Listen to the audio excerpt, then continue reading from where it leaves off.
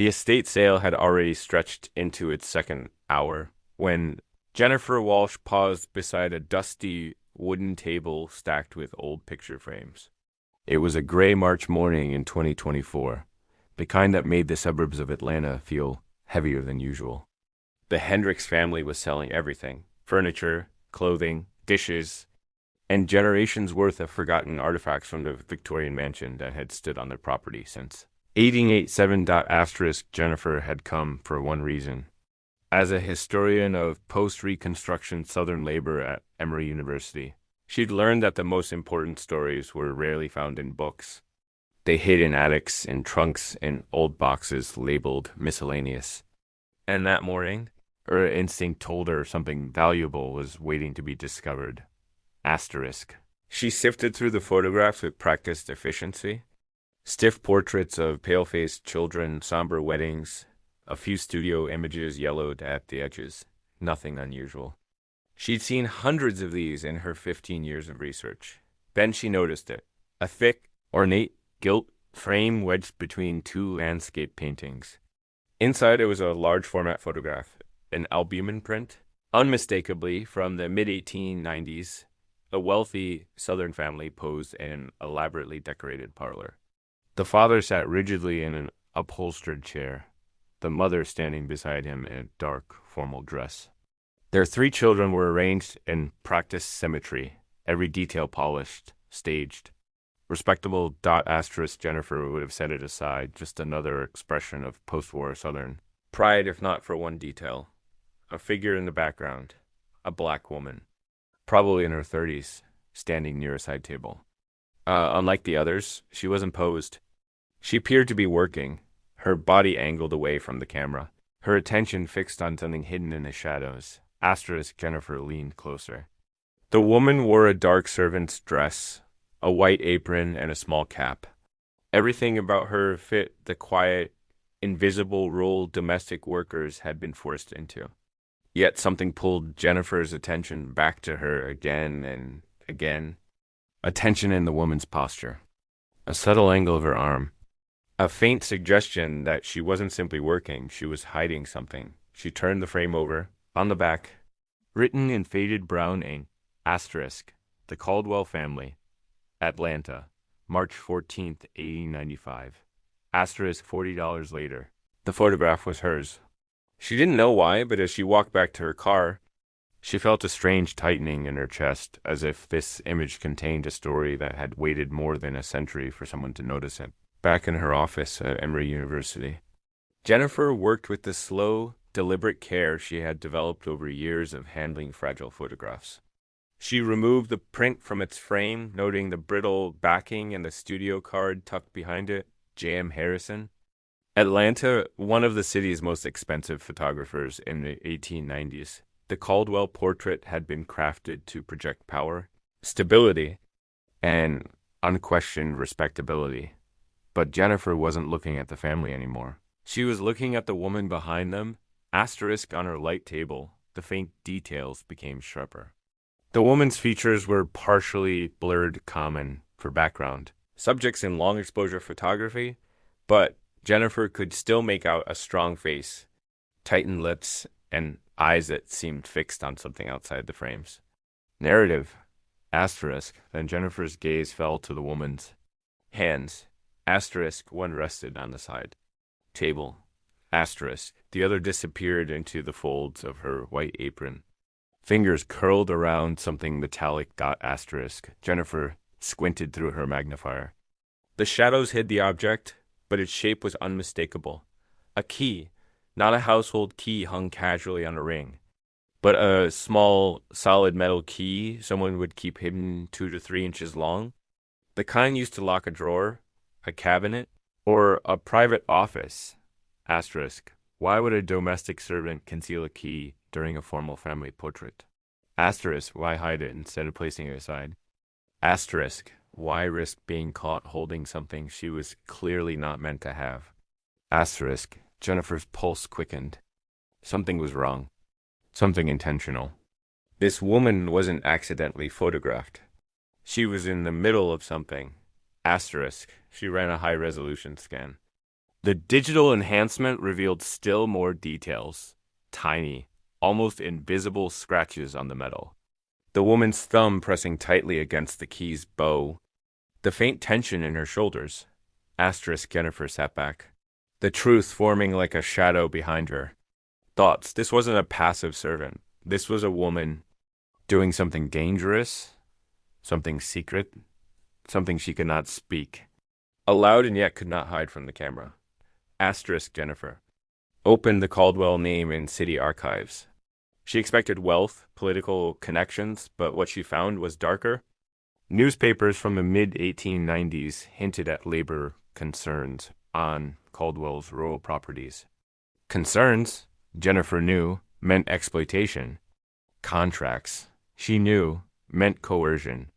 Negro laborers meant victims of the peonage. System slavery reborn under another name. Asterisk and the date of the photograph 14th, 1895 was just weeks before a federal inquiry into forced labor practices quietly collapsed. Asterisk as Jennifer stared at the scanned image. She realized with a sudden clarity that sent a chill through her spine. Asterisk, the woman in the apron wasn't just holding a key. She was holding evidence. She was holding access. Asterisk, she was holding a secret that the Caldwell family would have destroyed her for. Asterisk, Jennifer needed help, someone who understood the hidden machinery of forced labor in the post-Reconstruction South. So she called the one person whose expertise could unravel what she had found, Dr. Marcus Reed, the nation's leading historian on peonage systems. Asterisk, 3 days later. Marcus arrived in Atlanta carrying 2 heavy research bags and decades of knowledge. At 65, he had spent his life documenting stories the South tried to forget, stories of black laborers trapped through false charges, illegal debts, and violence. When Jennifer showed him the scanned photograph, he didn't speak at first. He only leaned closer, studying every pixel of the background figure. Asterisk domestic workers were sometimes included in portraits, he murmured. But never like this, not working, not holding something hidden. He tapped the screen, pointing at the faint metallic shape. That key is the center of the photograph. And she knew what she was doing. Asterisk Marcus explained that in 1895, federal investigator Samuel Price had launched an unusually aggressive inquiry into peonage networks in Georgia. He needed documentary proof because courts ignored black testimony.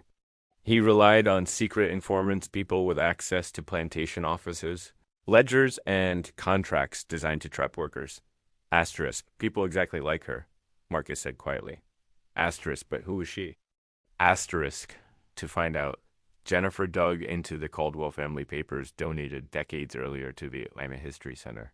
She sifted through stack after stack of household ledgers until, in a book labeled Household Accounts, 1890 to 1900, she found it, one simple entry, one name, asterisk, Esther Williams, housemaid, $4 per month. March 1895. Asterisk, Jennifer felt a jolt of recognition. Esther. The woman finally had a name. Asterisk Marcus. Meanwhile, combed through digitized justice, department files, and found what they had hoped for, but hardly expected. Asterisk, a note from federal investigator. Samuel Price, dated March 10th, 1895. Asterisk met today with a domestic servant in the Caldwell household. Asterisk, she reports the presence of contracts and ledgers proving debt, manipulation, and forced labor. Asterisk, she has access to the private office. Asterisk, her courage is remarkable. Asterisk, Jennifer stared at the line, access to the private office, the key. It wasn't symbolic, it was literal. Asterisk, then came the entry written the day after the photograph was taken. Asterisk, EW obtained copies of several documents last night. Evidence is strong. She, REPORTS, Caldwell is growing suspicious. Asterisk, Jennifer felt her hands go cold. Asterisk, the photograph had captured Esther in the middle of her covert mission on the exact Day she stole documents that could destroy the Caldwell Empire. But the story darkened when they reached Price's final note, March 30th, 1895. Asterisk EW. Disappeared. Asterisk, I fear she's been found out. Asterisk Jennifer. Looked at Marcus in horror. Asterisk, had she been caught? Silenced? Killed? Asterisk. The photograph that had seemed like a simple family portrait was now a crime scene frozen in time. Esther standing in the background with the very key that may have cost her everything. Asterisk. For hours after finding Price's final note, Jennifer sat frozen in her office chair. The words disappeared echoed through her mind.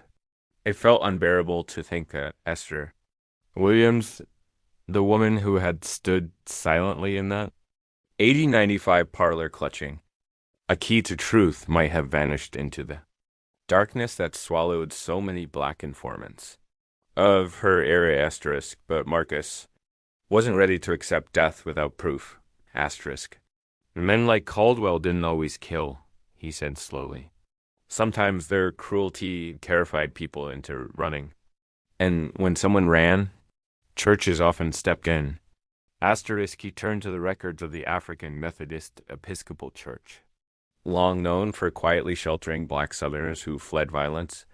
Asterisk, and then in a box of digitized letters preserved from 1895, they found it, a glimmer of hope, a letter dated April 1895, written by Reverend Thomas Shaw of an AIM church in Atlanta.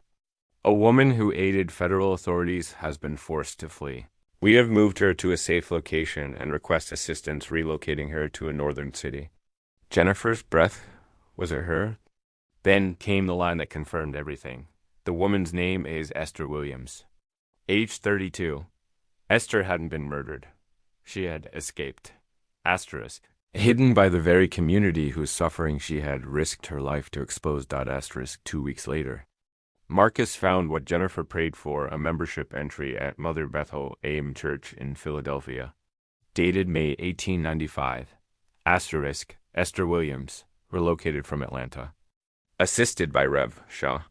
Asterisk. Jennifer closed her eyes. Overwhelmed. Esther had survived.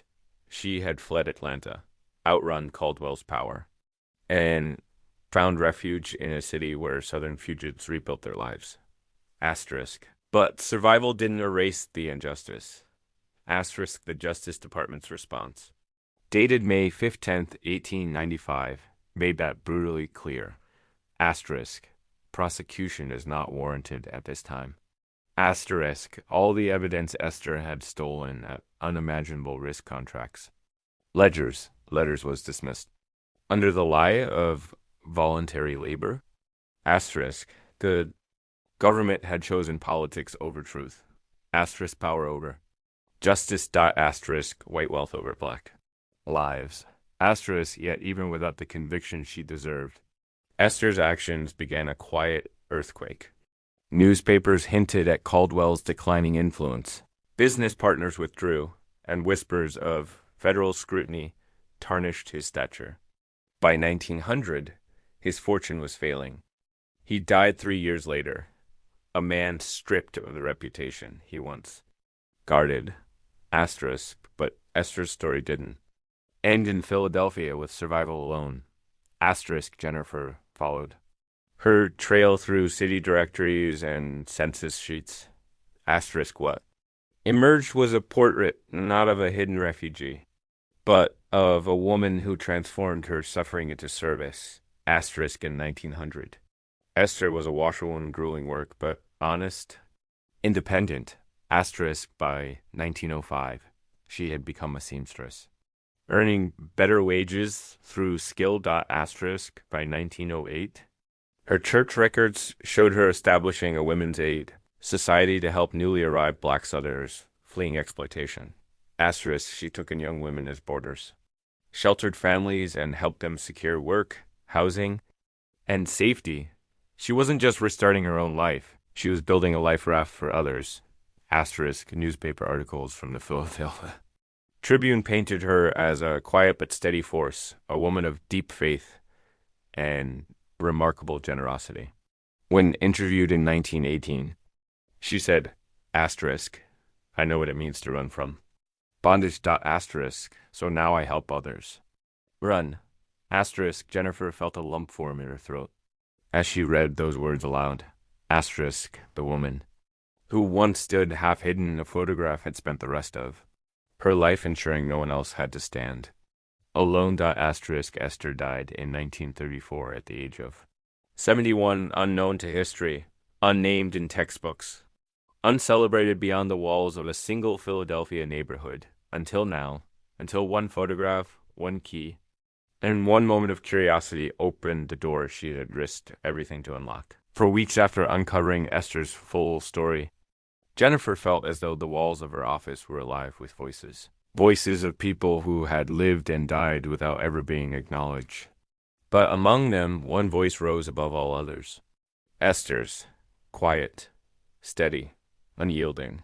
Jennifer knew her responsibility wasn't just to publish an academic article or store the photograph in a university archive.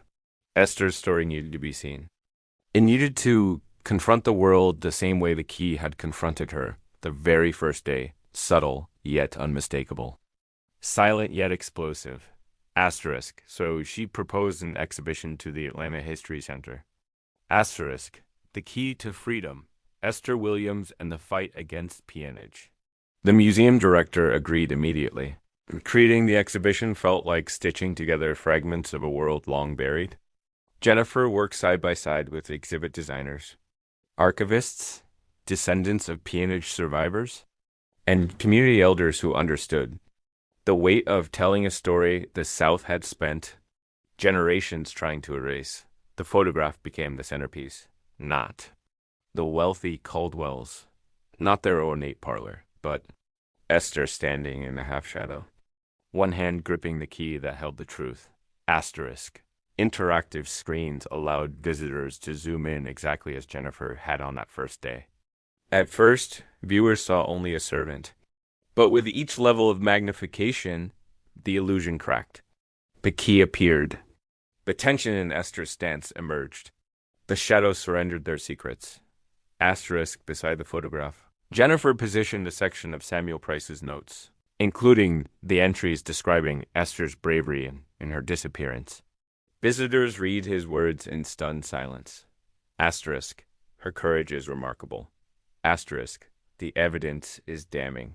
Asterisk, I fear the worst.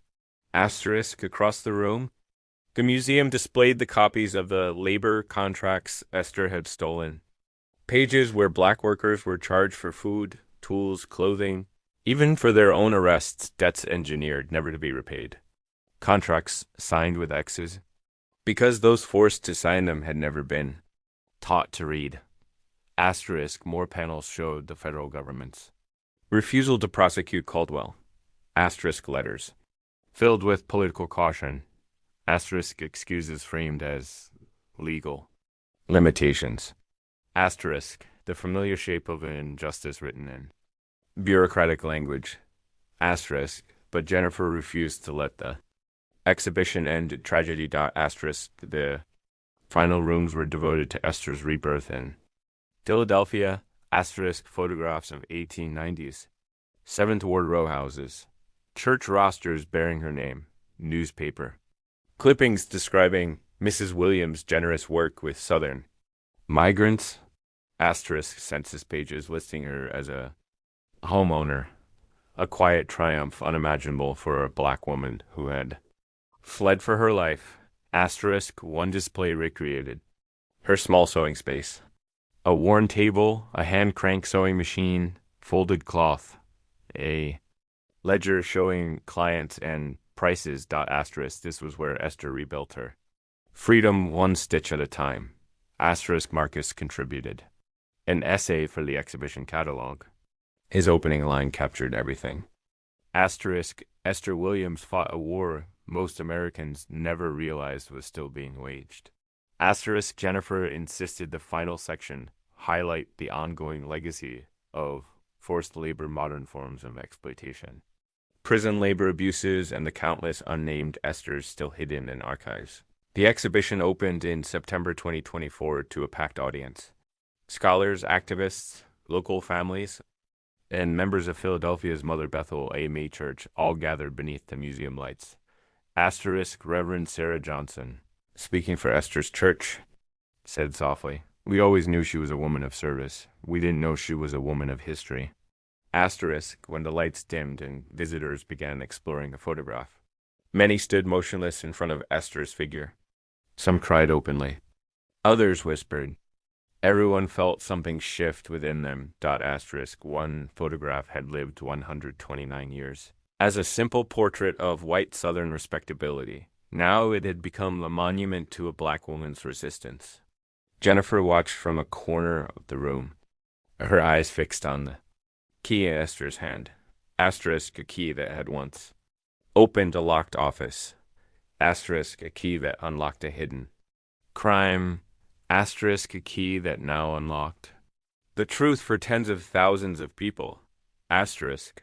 Esther had been invisible in life, invisible in the photograph, invisible in history, but no longer. Her story had finally stepped forward from the shadows. In the weeks after the exhibition opened, the Atlanta History Center was overwhelmed. Teachers brought classes. Elderly visitors moved slowly from panel to panel, whispering memories. Descendants of peonage survivors gathered in small groups, pointing to documents that mirrored their own family stories. Asterisk, but nothing prepared. Jennifer for the letters. Asterisk, every morning she found her inbox filled with messages from students.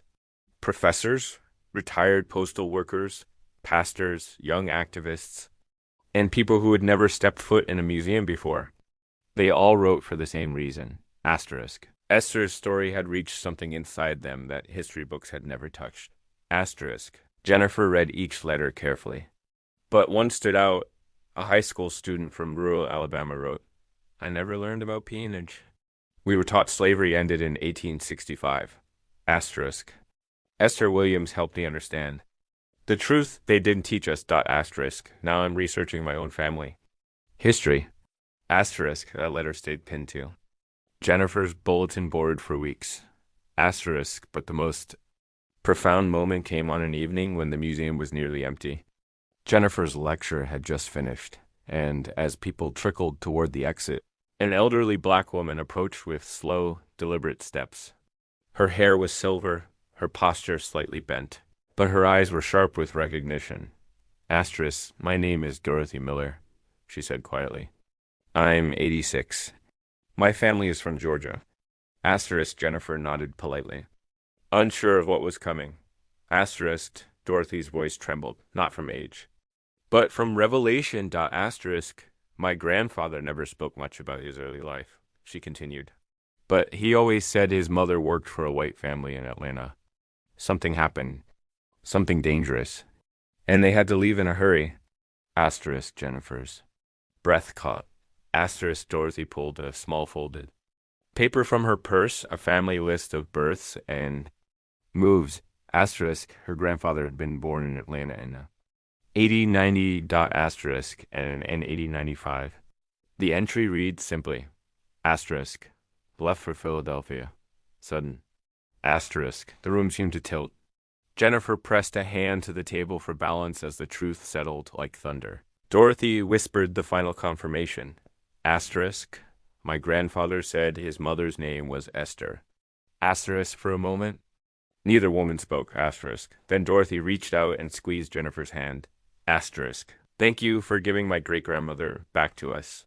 Asterisk. Jennifer felt tears spring to her eyes, not from sadness, but from the overwhelming weight of restoration. Esther hadn't just survived.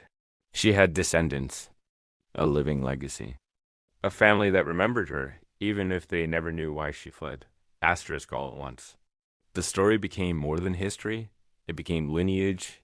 It became blood and breath. Asterisk over the next several weeks. More connections surfaced. Members of Mother Bethel AIM in Philadelphia visited the exhibition and shared stories passed down through generations. A church elder recalled hearing about a Southern woman who helped girls starting new lives. A distant cousin of Esther's recognized her name from family Bible records. Asterisk piece by piece. Esther was no longer a ghost in a photograph. Asterisk, she was a woman whose courage rippled. Outward across time and geography. Asterisk, Jennifer realized that history was never truly lost. It waited, sometimes for decades, sometimes for a century. All it needed was someone willing to look closely, to see not just the surface. But the silence behind it. And Esther's silence had never been empty. It had been filled with resistance. Asterisk, every visitor who saw the key in her hand took something with them, an awakening, an anger, a curiosity, a sense of responsibility. Esther had done in 1895 what most people would never dare.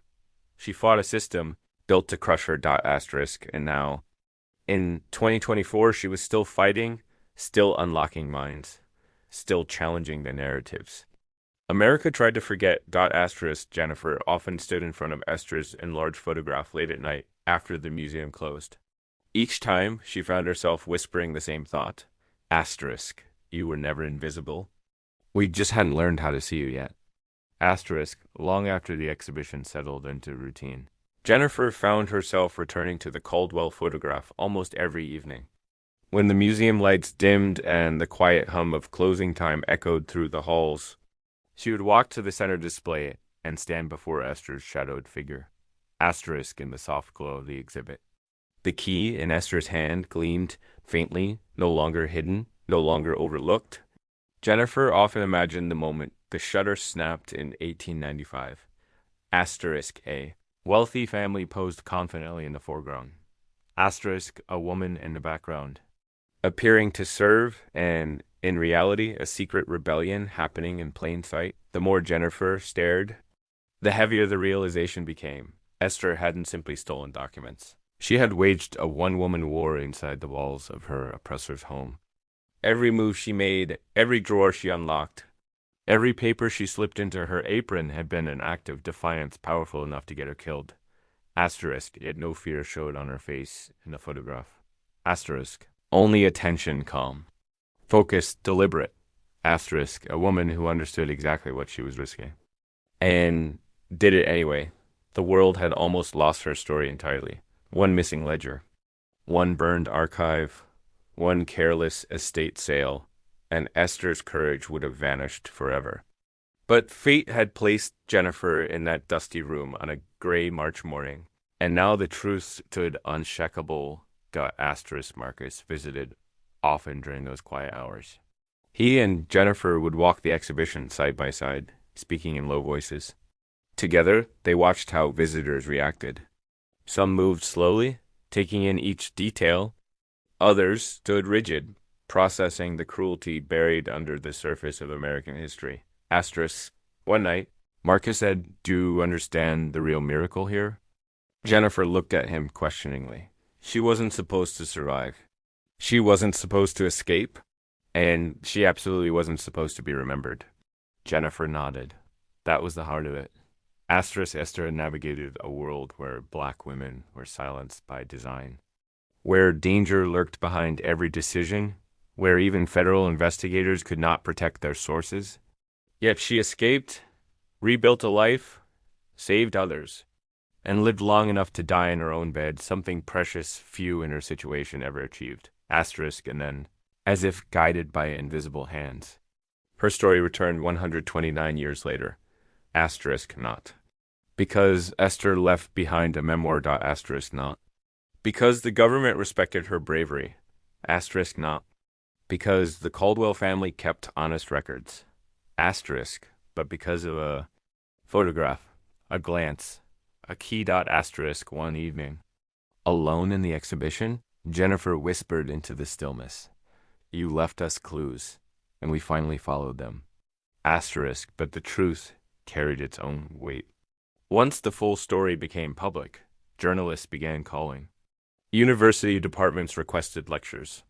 Activists asked for interviews.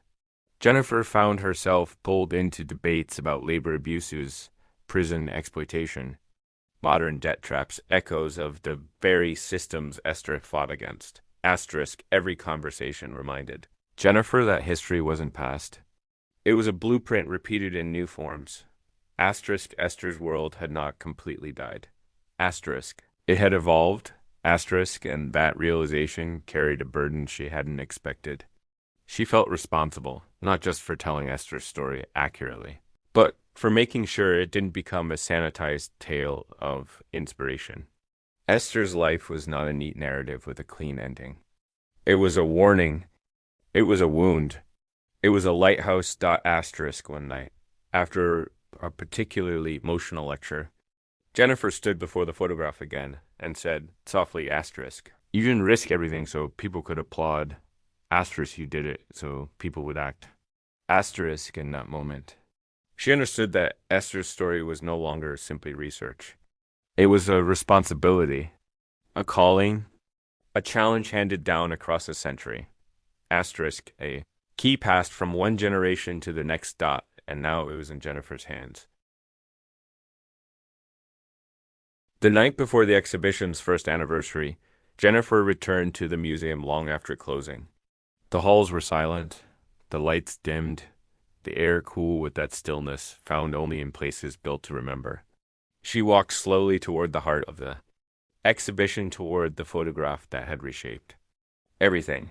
There it was. Caldwell family seated proudly in their parlor dot asterisk their wealth. Displayed like armor, asterisk, and behind them, half-shadowed and half-hidden, stood a woman they never imagined would be the center of the story. Asterisk, Jennifer drew closer until the image filled her vision. She no longer saw the Caldwells. She barely noticed the furniture or the ornate wallpaper. She saw only Esther standing in the background with the key pressed tight against her apron dot asterisk for 129 years. People had looked past her. Asterisk for 129 years. She had been a background figure. Asterisk a supporting character in someone else's portrait. Asterisk, but now everything had shifted. She was the reason the photograph mattered. She was the reason hundreds of thousands of visitors had come. Asterisk, she was the reason students were rewriting school reports, families were re-examining their histories, and scholars were reconsidering the timeline of resistance in a post-slavery South. A soft rustling broke the silence. Marcus stepped into the gallery, carrying a folder. "I thought you'd be here tonight," he said. Jennifer smiled. Couldn't stay away. Asterisk, he opened the folder and handed her a document. It was a museum report, the annual attendance summary for the exhibit. Jennifer blinked. Over 300,000 visitors. Asterisk schools. From 9 states, national coverage, 3 traveling versions. Requested. Asterisk, dozens of families who believed they were connected to Esther's underground network had reached out. Asterisk, Esther Williams, a woman who lived in the shadows, had become a central figure in the narrative of American resistance, quiet, unassuming, dead for nearly a century. And yet, she was now changing the way people understood their country. Asterisk, Marcus looked at the photograph and exhaled deeply. Asterisk, she held the key to Caldwell's office. He said, but she also held the key to something bigger. Asterisk, to her freedom. Jennifer asked dot asterisk, and to ours, he replied softly. To our understanding. To our truth. To the missing chapter of American history.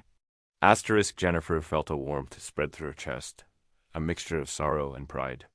She thought about Esther fleeing Atlanta with nothing but her courage. Thought about her sewing in a Philadelphia row house, welcoming frightened Southern girls into her home. Thought about her dying at 71, never knowing she would become a symbol of resistance. She touched the edge of the frame. Do you ever wonder? Marcus asked quietly. What she would say if she could see this. Asterisk, Jennifer imagined it, Esther walking through the exhibition. Seeing her struggle on the walls, seeing generations learning her name, understanding her bravery. Maybe she would smile. Maybe she would cry. Maybe she would simply shake her head at the unexpected twists of history. Asterisk. I think, Jennifer whispered. She'd say it was worth it. Asterisk. They stood together in silence. honoring her. Asterisk. Then Jennifer noticed something she had never truly grasped before, not until this moment. In the quiet of the empty museum. Asterisk, the photograph wasn't just evidence. It wasn't just a story. It was a doorway. Asterisk A. Doorway Esther had forced open in 1895. Asterisk A. Doorway she held open long enough for the truth to slip through. Asterisk a doorway that would never close. Again. Asterisk as Jennifer turned off the final gallery light. She paused one last time in front of the image. The faint outline of the key glimmered in the dark. Asterisk A. Simple metal object in the hand of a woman the world tried to erase. But she had refused to disappear. And in doing so, she had unlocked a story so powerful it would echo long after Jennifer, Marcus, and everyone else were gone. Asterisk for the first time in 129 years. The world finally saw her. Asterisk and for the generations to come. The door she opened would remain wide because courage, once revealed, cannot be forgotten.